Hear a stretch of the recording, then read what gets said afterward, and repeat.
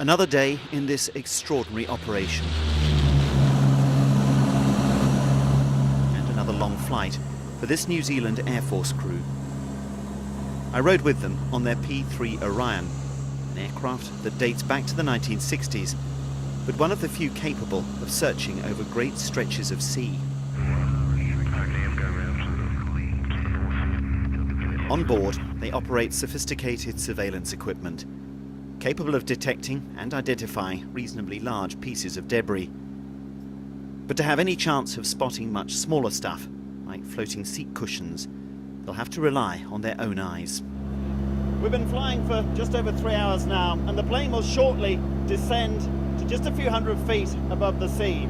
The crew behind me will then move to the windows and start looking out as the aircraft zigzags backwards and forwards across some of the most remote patches of ocean you can find anywhere on this planet.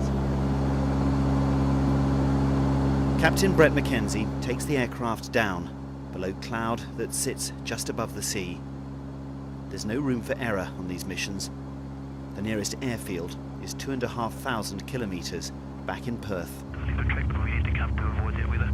And the crew start looking. They'll keep this up for 2.5 hours, swapping places occasionally to rest their eyes.